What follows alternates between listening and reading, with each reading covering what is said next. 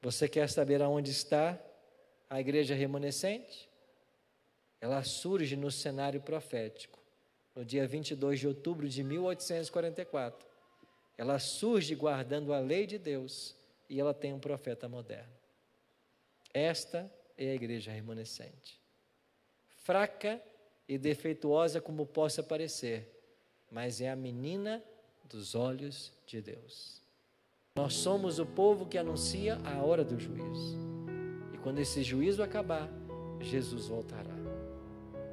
Por isso, permaneça firme, porque essa igreja vai ser vitoriosa. E que ela seja vitoriosa com todos nós. E que nenhum falte nessa nossa jornada. Olá, meus amigos e irmãos, a graça e a paz do Senhor Jesus. A igreja verdadeira, a menina dos olhos de Deus. Na mensagem de hoje nós estaremos estudando as profecias do livro de Daniel com o pastor Arilton Oliveira. E nós iremos ver que a igreja adventista do sétimo dia, ela surgiu de uma profecia. Para muitos, isso pode parecer exclusivismo, mas para nós acreditamos que a igreja adventista ela surgiu de uma profecia e em seu devido tempo. Se você quer aprender mais a respeito desse assunto, convido você a pegar sua Bíblia e participar desse estudo mais que especial da Palavra de Deus com o pastor Arilton Oliveira. Se você é novo por aqui e ainda não é inscrito no canal, quero te convidar a se inscrever no canal. E se você gosta desse tipo de conteúdo, então peço que você deixe o seu like no vídeo e também compartilhe essa mensagem com mais pessoas. Fazendo isso, você estará ajudando esse ministério a crescer cada vez mais. Que Jesus te abençoe e te guarde e fica agora com o vídeo. 70 semanas estão determinadas sobre o teu povo e sobre a tua santa cidade. Aqui é Jerusalém. E o teu povo? O povo judeu. 70 semanas estão determinadas. A palavra no original é shatá. E shatá quer dizer cortadas, separadas. Cortadas de quê? Do período maior dos 2.300 anos. Então, 2.300 anos vão se passar para que venha o juízo. Mas deste período, 490 anos ou 70 semanas serão separadas para o teu povo. Então nós entendemos de que a profecia das 70 semanas, ela começa na mesma data que a profecia dos 2.300 anos. E nós temos aqui em Daniel capítulo 9, olha aí para o verso 25, sabe e entende, Daniel 9, 25, desde a saída da ordem para restaurar e para edificar Jerusalém. Aqui está o marco histórico inicial. A saída da ordem para restaurar e edificar Jerusalém. Quando vamos para o livro de Esdras, você encontra 3 decretos. Um decreto no capítulo 2, um decreto no capítulo 6 e um no capítulo 7. O do capítulo 2 é o decreto de Ciro, o do capítulo 6 é o de Dario e o capítulo 7 é o decreto de Artaxerxes. Por que nós pegamos o terceiro decreto como data inicial da profecia dos 490 anos em 457? É porque Esdras 6,14 diz que os anciãos começaram a reconstrução de Jerusalém segundo a ordem do Deus de Israel e segundo o mandato de Ciro, Dario e Artaxerxes. Então, se Esdras 6,14 me coloca os 3 decretos juntos, nós entendemos que esses decretos foram cumulativos. Um foi se somando ao outro.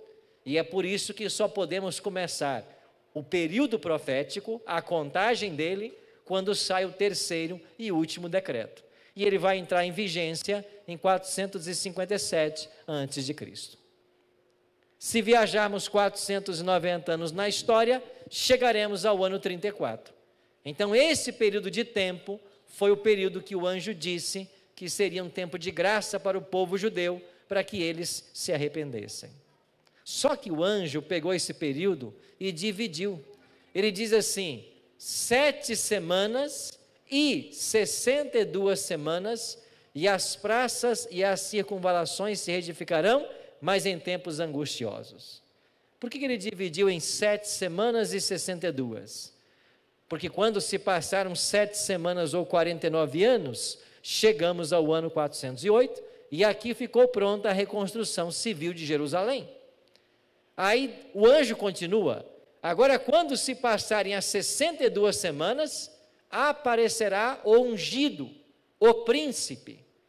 E se você sai de 408 e viaja 434 anos, você chega ao ano 27. Lá está Cristo sendo batizado.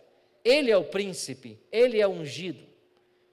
Aí você pergunta, mas pastor, por que é que Jesus está sendo batizado no ano 27 e ele tem 30 anos? Não deveria ser então no ano 30? Muitos perguntam isso, né? Vamos explicar para todos entendermos. A história cristã, ou como nós chamamos hoje, antes e depois de Cristo, esse é um cálculo que só surgiu na Idade Média. Nos dias de Cristo, nos primeiros séculos da história, não havia essa história de antes e depois de Cristo.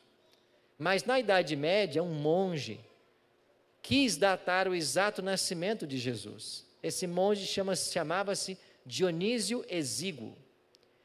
E ele quis saber a data exata do nascimento de Jesus. E ele, estudando os calendários, entre eles os calendários judaicos, ele chegou à conclusão de que Jesus nasceu no ano 753 da fundação de Roma. Ou seja, Roma foi fundada e o Império Romano contava a sua história a partir da fundação de Roma. Então Roma foi fundada e passados 753 anos, Jesus nasceu. Então ele pegou o ano 753 da fundação de Roma e colocou como sendo o ano 0, o ano do nascimento do Senhor. Aí o ano 754 da fundação de Roma foi o nosso ano 1, e assim por diante.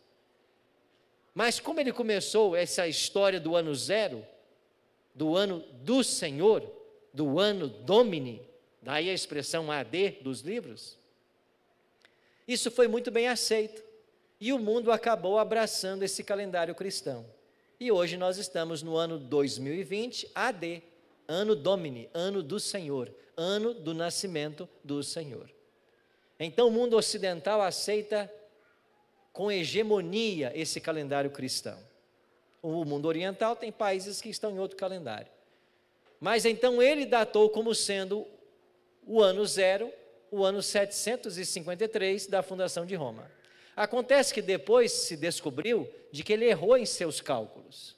E aquilo que ele datou como sendo o ano 0, Jesus já estava com 3 para 4 anos de idade.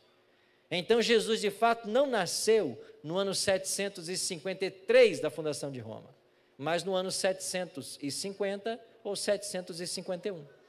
É por isso que no ano 27 ele já está com 30 e no ano 31 ele já está com 33, porque esse Dionísio Exíguo errou alguns anos no seu cálculo. Mas a despeito desse pequeno equívoco, sem dúvida o seu calendário é de grande contribuição para o nosso mundo hoje. É por isso que as datas não batem. Bom, mas a profecia diz que o Messias apareceria. E depois que o Messias aparecesse, Daniel 9:27 agora. Daniel 9:27 diz assim: ele, o Messias, fará firme aliança com muitos por uma semana. Quantos anos são uma semana? 7 anos. Então, se nós estamos no ano 27, mais uma semana nos leva ao ano 34, o ano em que Estevão foi apedrejado. Mas o anjo explica para Daniel: mas na metade da semana fará cessar o sacrifício e a oferta de manjares. Como é que Jesus deu fim ao sistema sacrificial do Antigo Testamento? Morrendo sobre a cruz. E ele morre exatamente na metade da 70ª semana. Então, quando Cristo começa o seu ministério, o povo judeu tem 7 anos de graça. E é por isso que o foco do ministério de Jesus são os judeus. Quando ele é crucificado, ainda faltam 3 anos e meio de graça. É por isso que Jesus disse para os discípulos, lá em Mateus capítulo 10, verso 5 a 8, vocês não vão atrás dos gentios, vocês não entrem em cidades de samaritanos, mas de preferência, busquem pelas ovelhas perdidas da casa de Israel. E por que Jesus mandou que os discípulos concentrassem seu ministério nos judeus? porque só faltavam 3 anos e meio para eles após a sua morte, ou só faltaria 3 anos e meio. Então, nesta última semana, Cristo mesmo trabalha pela nação judaica, por isso ele diz, o João escreveu depois, veio para os que era seu, e os seus não receberam, crucificaram Cristo, os apóstolos continuaram o trabalho com os judeus, mas no apedrejamento de Estevão, você tem a rejeição completa do Messias, pela nação judaica. Então, no ano 34, o privilégio de ser povo de Deus que Israel gozava, desde o seu chamado, a sua aliança, ou da divina aliança com Abraão, porque começou lá, o patriarca da nação é Abraão, veio Abraão, Isaque, Jacó, e de Jacó as 12 tribos. Então esse privilégio de povo especial perde-se no ano 34. É claro que o status de salvação do judeu continua como o nosso. O judeu pode ser salvo individualmente, como qualquer outra pessoa. Mas no Antigo Testamento, o povo de Deus era o povo judeu. Não é mais, de 34 para cá. E quem é povo de Deus hoje? O novo Israel que Paulo vai chamar. É aquele que aceita Cristo como Salvador. Então nós vimos ontem que esta profecia de 70 semanas de graça termina no ano 34. E se o período para a purificação do santuário seria de 2.300 anos, e nós já viajamos 490, agora nos faltam viajar ainda 1.810 anos para encontrarmos o juízo, ou a purificação do santuário. Se estamos no ano 34, basta você viajar mais 1.810 e nós vamos chegar ao ano 1844. Pronto, aí está o ano em que o juízo ou a purificação do santuário celestial começaria.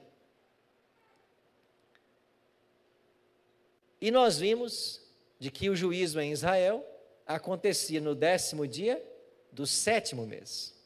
E se nós transpusermos essa data do calendário judaico para o nosso calendário, que é o gregoriano, nós teremos no ano 1844, um dia da expiação, no dia 22 de outubro.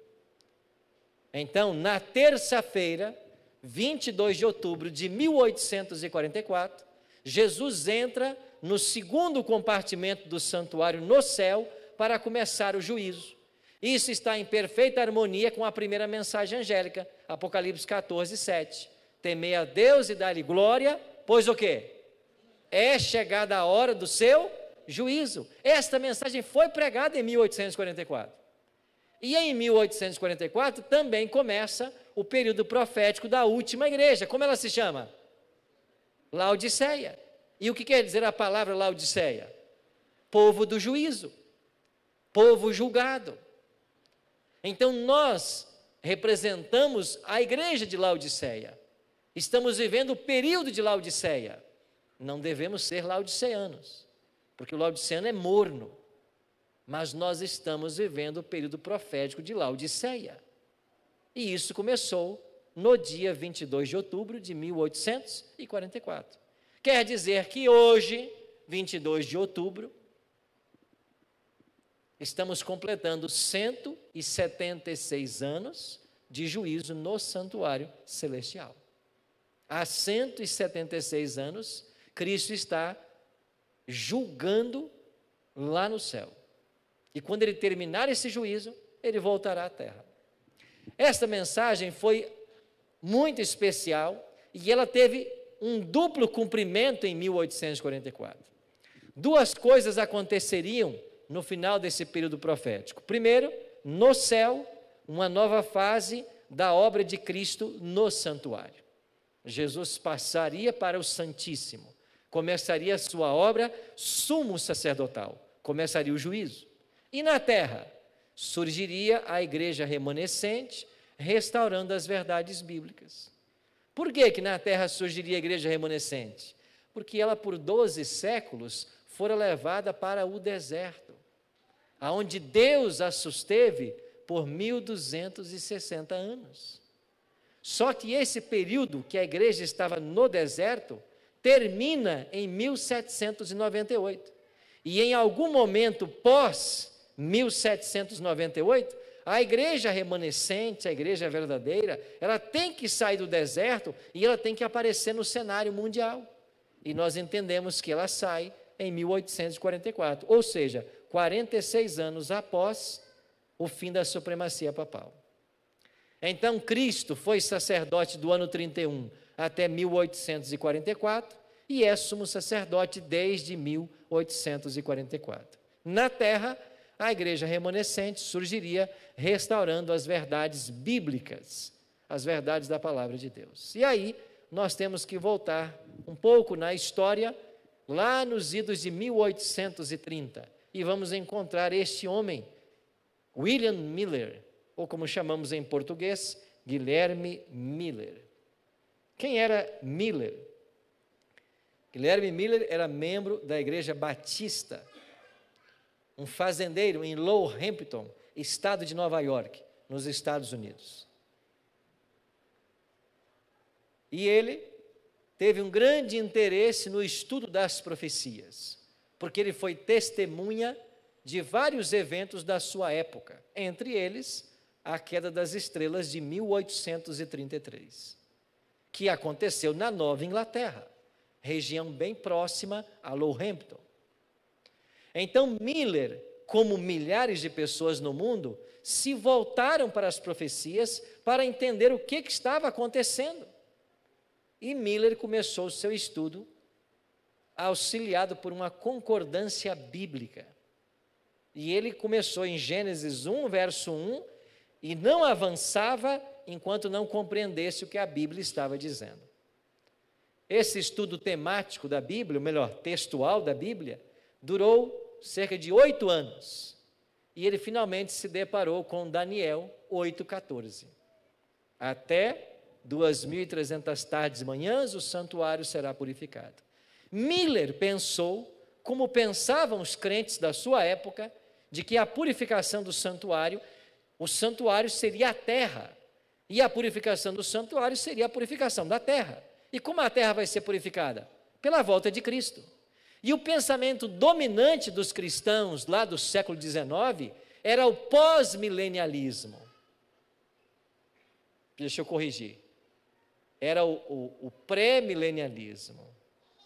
Ou seja, haveria um período de paz, 1000 anos.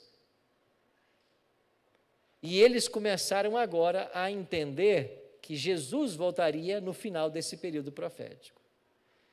Então Miller, depois de estudar bastante o assunto, a esposa o perguntava: por que você não prega o que você está estudando? E ele um dia, angustiado, fez uma oração e disse: se alguém me convidar para pregar, então isso será um sinal de Deus. E quando ele terminou a sua oração, passado alguns minutos, chegou um sobrinho dele. E o sobrinho dele veio com a seguinte notícia: tio Miller, o nosso pastor viajou e ele não estará na igreja no próximo domingo, e eles querem que o senhor pregue. Miller nunca havia pregado. E foi ali na cidade de Dresden que Miller vai fazer o seu primeiro sermão. E enquanto ele estava lendo uma homilia, falando de conselho dos pais, da educação dos filhos, o seu coração foi profundamente tocado. E ele sentia um chamado de Deus para pregar aquilo que ele havia estudado. E ele começou a pregar. Se juntou a ele um outro homem chamado Josué Himes. E esse Josué Himes era um publicitário nato. E ele começou a agendar pregações para Miller, cada vez igrejas maiores, cada vez multidões maiores. E em uma dessas pregações, numa igreja lá de Portland, a Casco Bay, estava uma garotinha de 12 anos que foi ouvir o Miller pregar. Quem era essa garotinha? Ellen G. White. Naquele tempo, solteira, Ellen Armon. Ela ouviu Miller pregar. Ela e sua família, que eram todos membros da igreja metodista. E quando Ellen, seu pai, sua família, viu a pregação de Miller, eles se apoderaram dessa convicção de que Jesus voltaria em 1844. E eles começaram também a crer nisso. E porque começaram a partilhar desta crença, eles foram excluídos da igreja metodista. por aceitar as pregações de Miller. Excluídos da igreja, eles se juntaram definitivamente ao movimento millerita e começaram a crer que Jesus voltaria em 1844.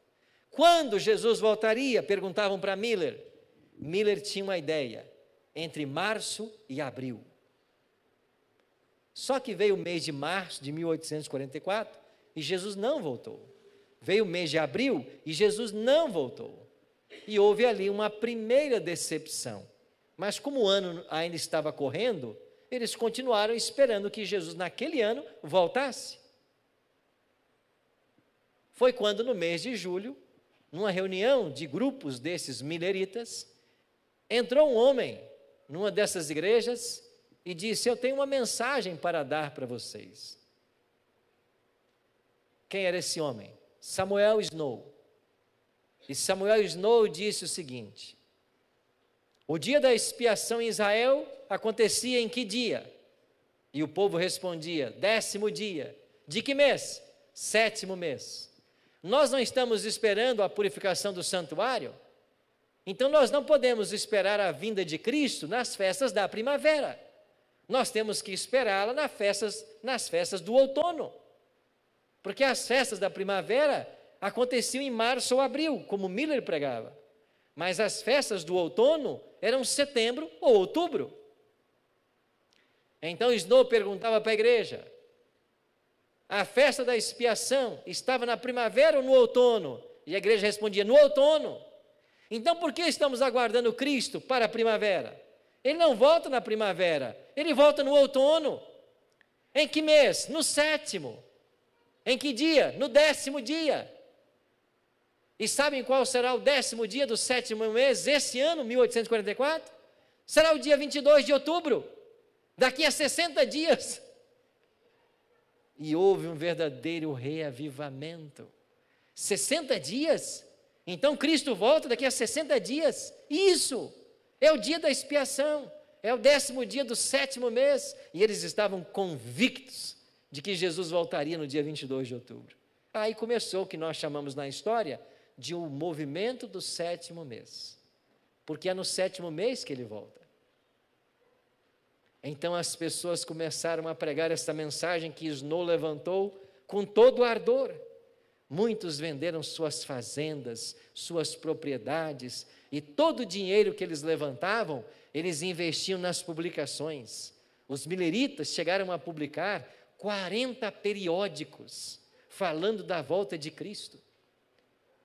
E calcula-se que entre 50 e 100 mil pessoas faziam parte desse movimento, todos esperando que Jesus voltasse no dia 22 de outubro. Aproximado o dia, Miller se dirigiu para esse local, para esta rocha, batizada hoje de a Rocha da Ascensão, atrás da sua fazenda, lá em Lowhampton.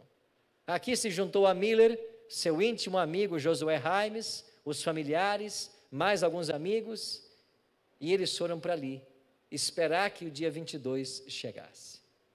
Em algum momento desse céu, em algum momento nesse céu, Jesus apareceria. E eles cantavam hinos que falavam a respeito da volta de Cristo. Um deles diz assim: vou ao céu, sou peregrino, vou morar eternamente com Jesus. Terra santa, maravilhosa. Eles cantavam hinos que falavam da volta de Cristo, do céu e da eternidade. Amanheceu a terça-feira, 22 de outubro, deu meio-dia, deu pôr do sol, e quando escureceu aquela terça-feira, também escureceram seus sonhos, e foi grande a decepção. Posteriormente eles escreveram: choramos e choramos, até a última lágrima. Que decepção terrível. Jesus não voltou. Miller construiu uma pequena capela aí na sua fazenda, continuou a pastorear, várias pessoas ali por mais 5 anos, até a sua morte em dezembro de 1849. Dia 20 de dezembro, ele morreu.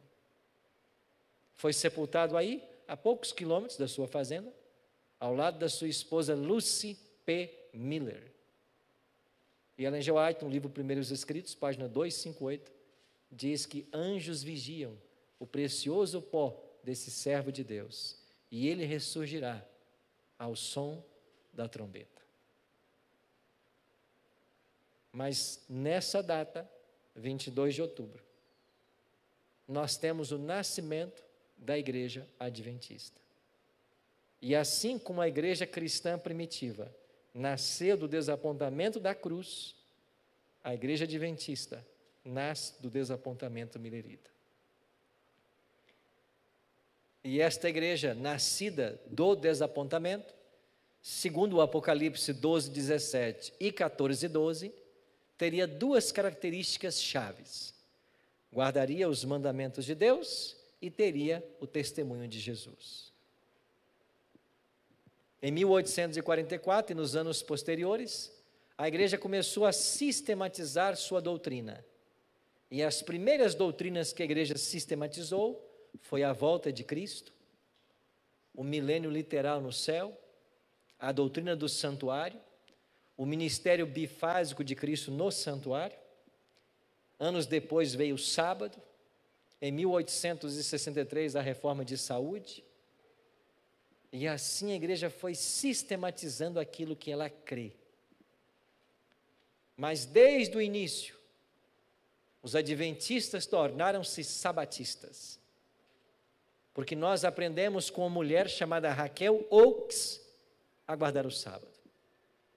Esta Raquel Oakes era membro da igreja batista do 7º dia, e um dia o seu pastor estava pregando, Frederick Wheeler, e esse pastor dizia que os crentes deveriam ter sua vida em harmonia com a palavra de Deus para que pudessem tomar da ceia. E se eles estivessem quebrando a lei de Deus, eles não eram dignos de participar da ceia do Senhor. E depois de uma cerimônia de ceia, esta Raquel Oakes procurou o seu pastor e disse: pastor Wheeler, o senhor não pode tomar ceia. E ele disse: por que não posso? Porque o senhor está em pecado. Como assim, irmã Raquel? Eu estou em pecado? Sim, o senhor não guarda o sábado. E foi assim que Frederick Wheeler também abraçou o sábado. E depois essa mulher teve contato com José Bates. E o capitão Bates foi quem levou a mensagem do sábado para o casal, Tiago e Ellen, agora casados, desde 30 de agosto de 1846. Então agora a mensagem do sábado chegou, e os adventistas tornaram-se sabatistas. E eles entenderam de que não só o sábado, mas toda a lei de Deus está em vigência. Mas faltava uma doutrina: a crença no dom profético, porque Apocalipse diz que a igreja remanescente guardaria os mandamentos de Deus e teria o testemunho de Jesus. E Apocalipse 19, 10 diz que o testemunho de Jesus é o dom profético, o espírito da profecia.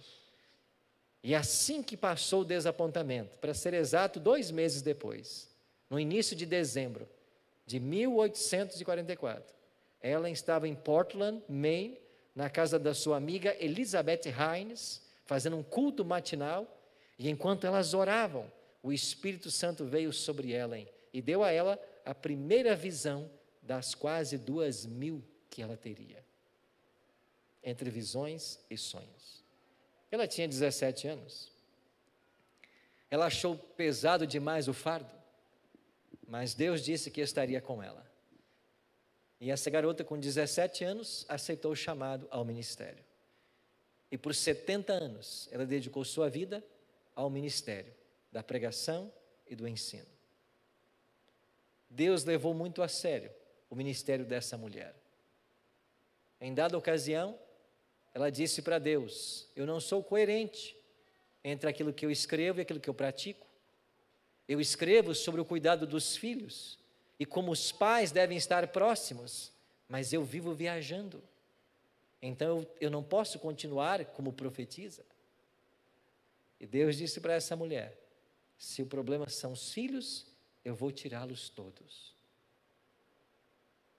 Ela disse: não, não tire, eu vou continuar viajando. Mas você percebe a seriedade com a que Deus encarava o ministério dessa mulher? E por 70 anos foi assim. Eu podia contar lindas histórias para vocês a respeito dessa mulher, dos milagres. Contar apenas um deles. A casa que ela morava em Battle Creek era uma casa de 2 andares. Em ocasião estava ela, uma mulher que trabalhava ajudando em casa, e apenas um filhinho pequeno que ela tinha. E ela estava no andar superior. E o pequenininho brincando no primeiro andar onde a empregada estava. De repente a empregada começou a gritar, porque o filhinho dela havia caído dentro de uma bacia com água e havia se afogado. E quando a empregada percebeu, o corpinho já estava sem vida. E ela começou a gritar: irmão White, irmão White. E quando a senhora White desceu para o primeiro pavimento, ela encontrou o filho morto dentro de uma bacia com água. Ela tomou essa criança nos braços, saiu da casa, o deitou na grama do lado de fora da casa e começou a clamar a Deus. Os vizinhos todos correram, vendo o desespero da família. E depois de passados vários tempos, um vizinho disse: irmão White, não tem o que fazer, ele está morto. Mas Ellen pegou seu bebê e começou a rolá-lo na grama e a clamar a Deus. Isso depois de vários minutos do corpo sem vida. E de repente, a criança voltou a respirar. E Deus ressuscitou o filhinho dela. Essa era Ellen G. White. Uma mulher tremendamente usada por Deus. Poucos dias agora houve um grande incêndio na Califórnia. Um grande incêndio na região onde está a casa que ela morreu. Lá em Santa Helena. Oak Hill. Não é Oak Hill. Elms Haven. E o fogo chegou bem perto, passou por outros lados, queimou tudo ao redor, mas não queimou a casa dela, que é um patrimônio histórico da igreja, e está lá, do mesmo jeitinho, desde 1915, ano que ela morreu. Eu visitei essa casa algumas vezes. Em uma delas, eu estava lá num sábado, e toda a equipe que estava comigo saiu para fazer alguma coisa. E de repente eu me vi sozinho dentro daquela casa em Elms Haven. Uma casa grande, também de 2 pavimentos. E eu fui até a cozinha, e ali atrás da cozinha existe uma pequena escada com uma passagem secreta. E quando a casa estava muito cheia e ela precisava sair, ela usava esta saída para que ninguém a visse. E ela conseguisse sair, porque era uma mulher muito procurada, especialmente nos últimos anos da vida, por vários pastores, pela liderança da igreja, preocupados em saber como seria a igreja sem a profetisa. Eu subi aquela escada ali na cozinha, fui para o 2º pavimento, eu entrei no quarto dela, e a cama dela está até hoje do mesmo jeito. E eu me assentei na cama dela, e fiquei pensando comigo naquele sábado à tarde, quantas vezes os anjos vieram aqui nesse quarto, falaram com ela nessa cama. Inclusive no nosso hospital de Santa Helena, que está no alto de uma colina, e dá para ver da janela do quarto dela. Lá no hospital, os médicos e enfermeiros, todos tinham a mesma história, de que em várias madrugadas, quando eles estavam de plantão, eles olhavam para o vale, e na janela do quarto de Ellen, havia um brilho sobrenatural. E todo mundo no hospital sabia, é o anjo que está com ela. O anjo está visitando ela. E em uma dessas ocasiões em que ela estava deitada nessa cama, ela havia caído, quebrado o fêmur, não podia mais se locomover, e o anjo veio visitá-la. E ela disse para o anjo: eu acho que é chegada a minha hora, né? Porque agora eu não posso mais me locomover. E o anjo disse para ela: não, temos uma missão ainda para você. E parte dessa missão ainda foi fazer a última correção no livro Grande Conflito, terminar o desejado de todas as nações e publicar alguma coisa que ainda faltava inclusive patriarcas e profetas, que só foi publicado póstumamente. Deus tinha uma missão para essa mulher. E a missão dela não foi só liderar a igreja nesse período turbulento que ela passou, mas deixar para esta igreja um legado de 100.000 páginas manuscritas. E aqui estão alguns dos seus livros. Um tesouro da igreja adventista. Porque nós temos em Ellen G. White uma profetisa moderna. Você quer saber aonde está a igreja remanescente? Ela surge no cenário profético, no dia 22 de outubro de 1844. Ela surge guardando a lei de Deus e ela tem um profeta moderno. Esta é a igreja remanescente. Fraca e defeituosa como possa parecer, mas é a menina dos olhos de Deus.